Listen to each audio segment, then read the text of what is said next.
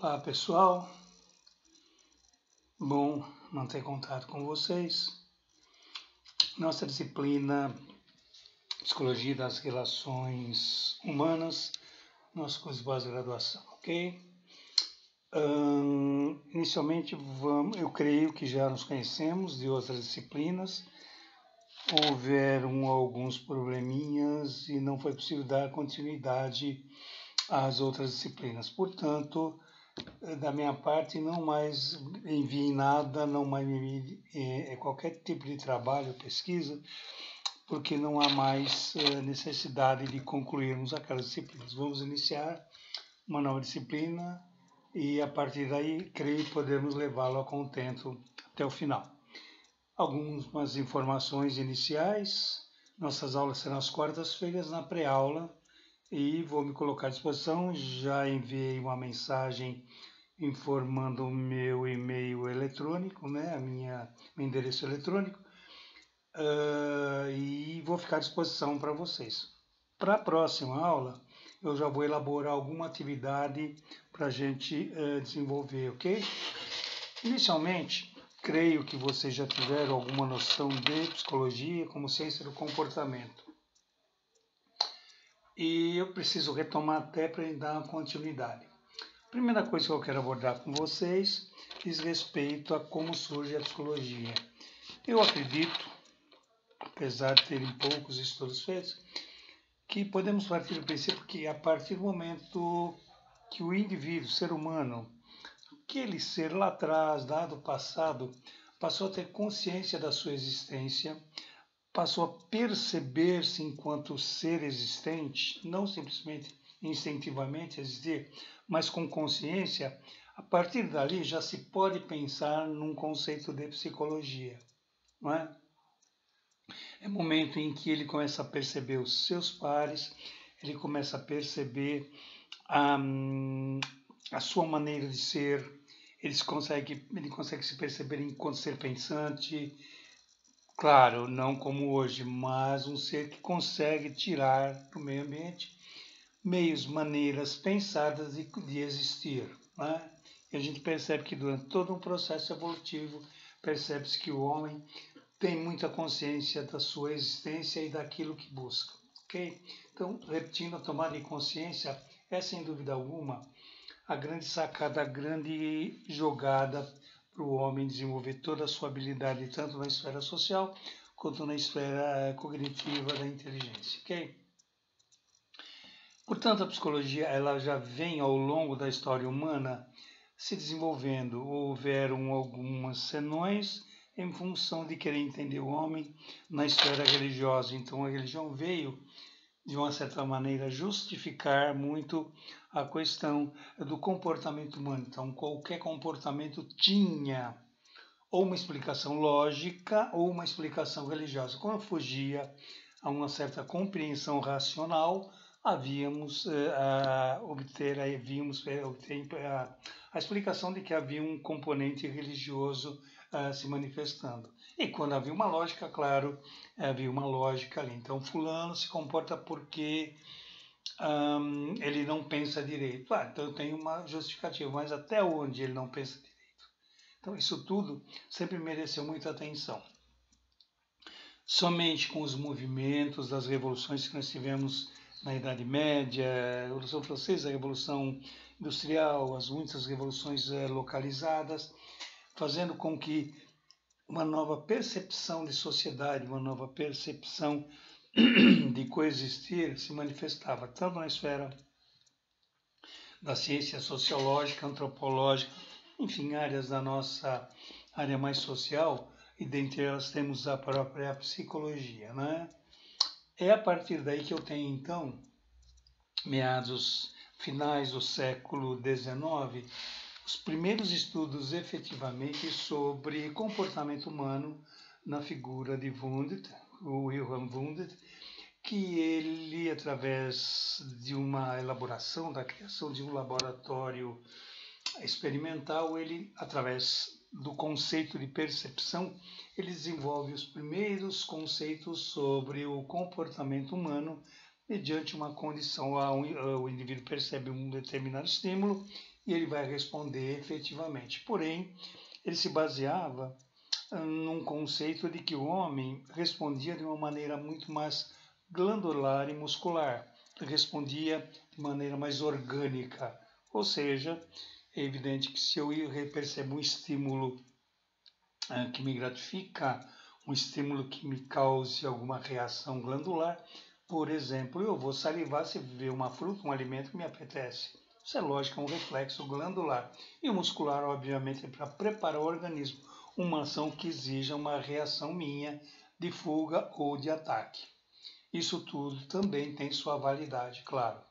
Simultaneamente, nós temos na América John Watts, não, desculpa, James, caramba, fugindo o nome agora, vou lembrar já,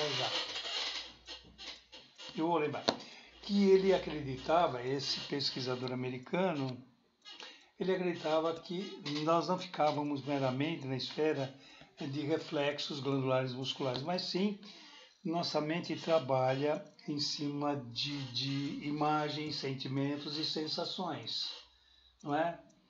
E a partir dessas reações, a partir dessas manifestações de percepção, sem perder a referência da percepção, pode-se identificar, compreender como funciona a nossa mente em termos de dinâmica, em termos de desenvolvimento. Lembrei, William James, tá bom?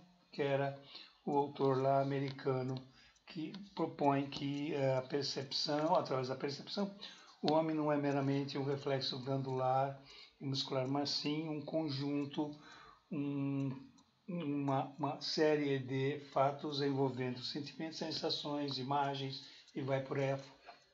Portanto, a partir daí nós temos então que a psicologia começa a se tornar um pouco mais algo mais científico, quebra de paradigmas sociais, a própria igreja perde um pouco a força, há uma explicação mais científica do comportamento humano com base nessa ciência chamada psicologia.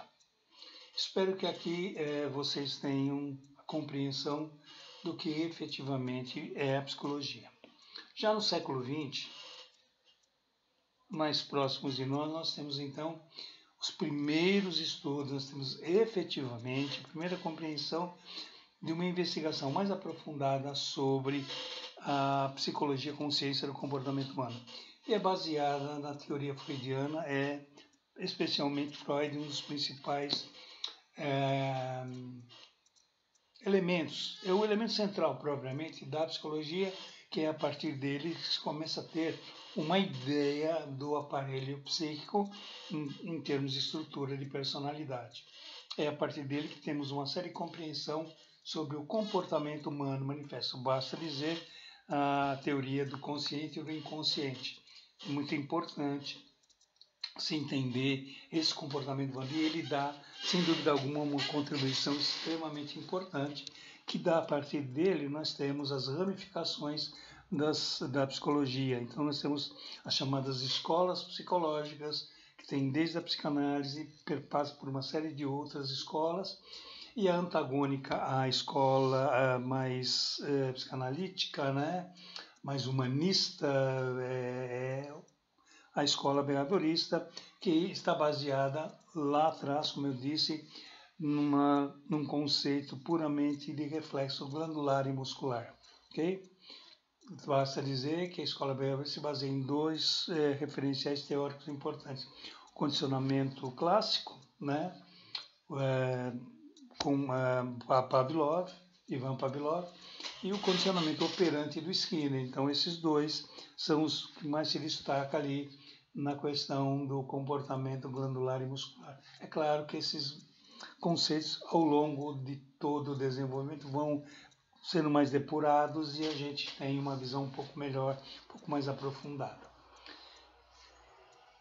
Com relação à área da atuação da psicologia, nós temos a área clínica, nós temos a área organizacional, nós temos a área jurídica hospitalar. Claro que elas se ramificam também para as outras áreas, né?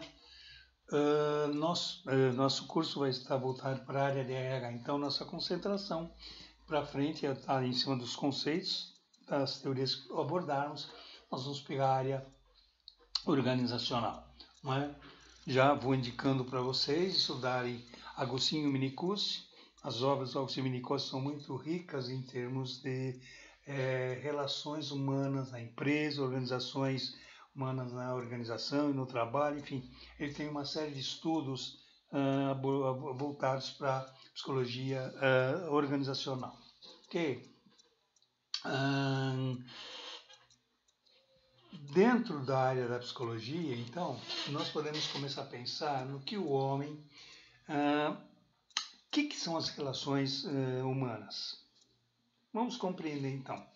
Vimos lá atrás, lá no Caçador-Coletor, que o homem já se preocupava em estar com o seu bando, estar com a sua, entre aspas, manada. Com qual finalidade? Sobreviver, atender suas necessidades básicas, alimentação, sede, mas também proteção, segurança, porque eles necessitavam disso. O indivíduo sozinho não consegue nada, raramente tem na natureza, principalmente quando se fala de mamíferos, animais, os mamíferos, muito raramente se ouve falar que um mamífero vive isoladamente, se isola. Exceção feita ao urso polar, se não me engano, e alguns outros animais aí que têm uma tendência, mamíferos, hein, que têm tendência em se isolar. A maioria não consegue, sempre em bando, que é uma maneira, uma forma de haver uma segurança, uma proteção em função da integridade física e, no nosso caso, integridade emocional, psicológica, ok?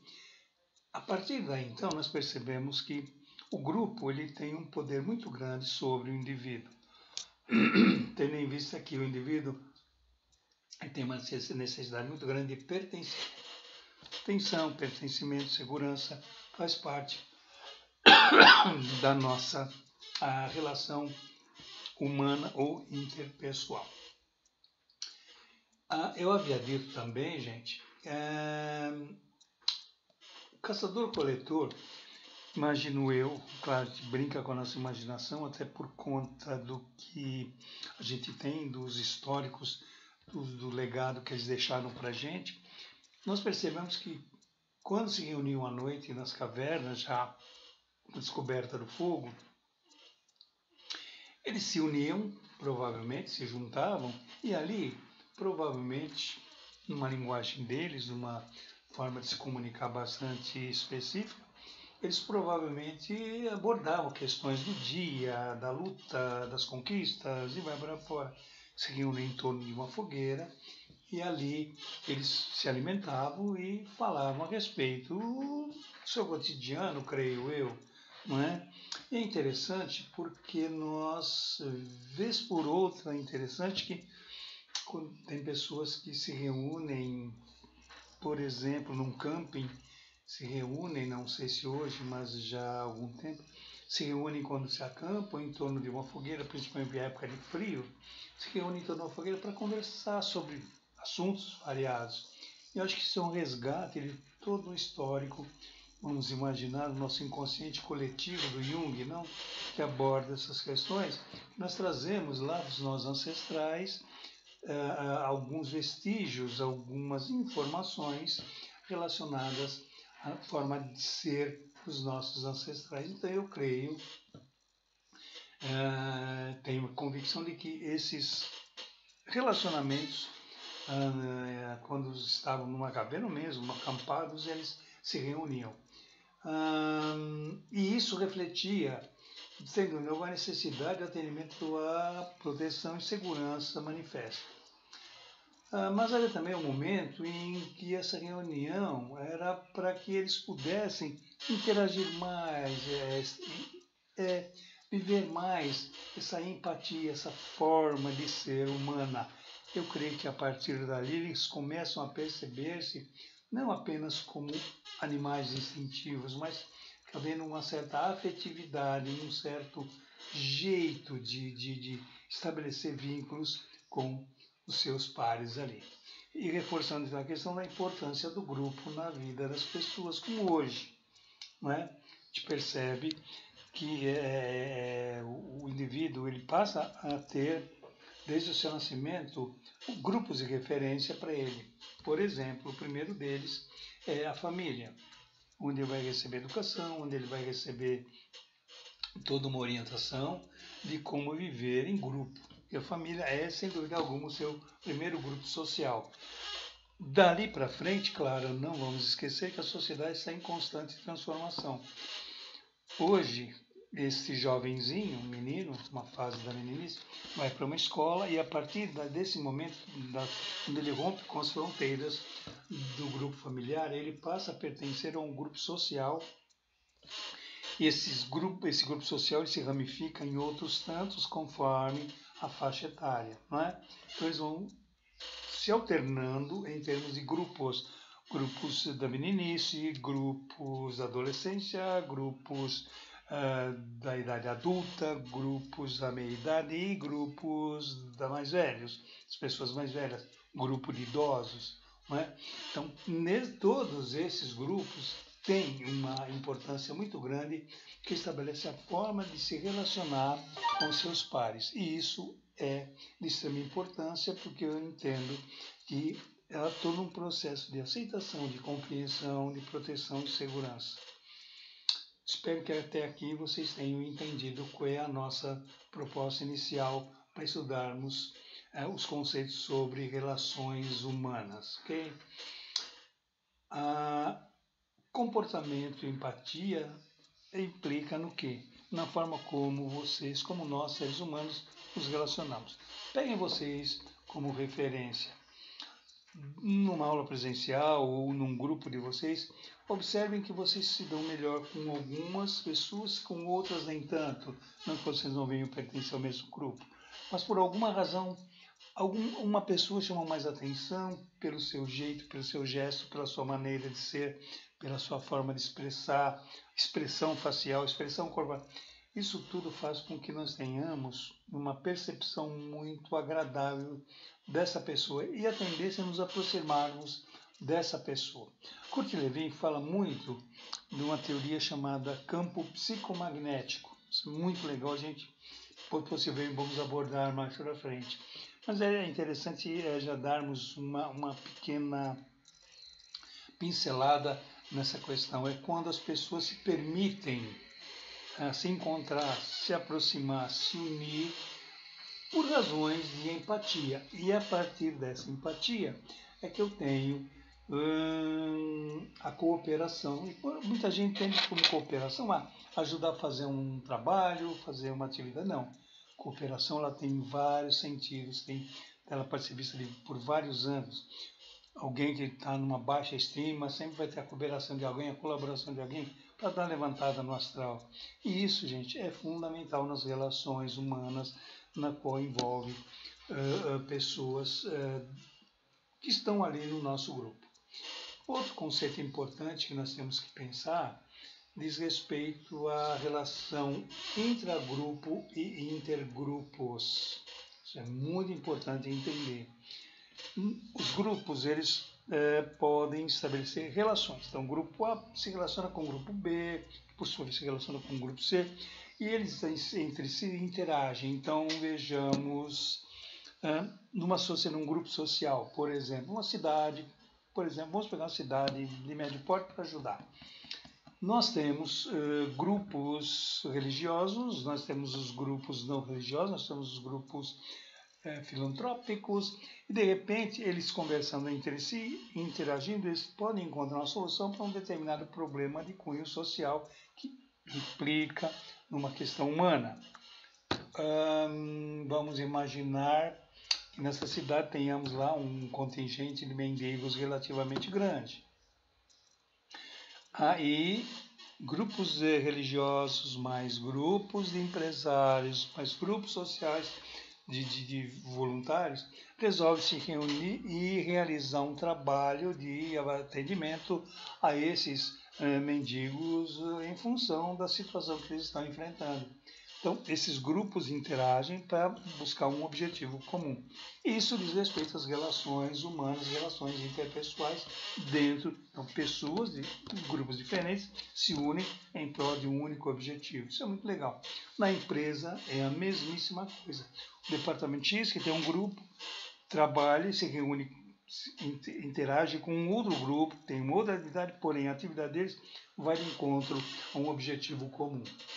E a relação intragrupos, que é muito importante, nós vamos abordar também mais adiante a importância, que envolve os elementos do próprio grupo, envolve os elementos do próprio grupo interagindo entre si. É aquele apoio, aquela palavra, é aquela conversa, aquela atenção, aquele ombro amigo que ajuda bastante nesse relacionamento interpessoal.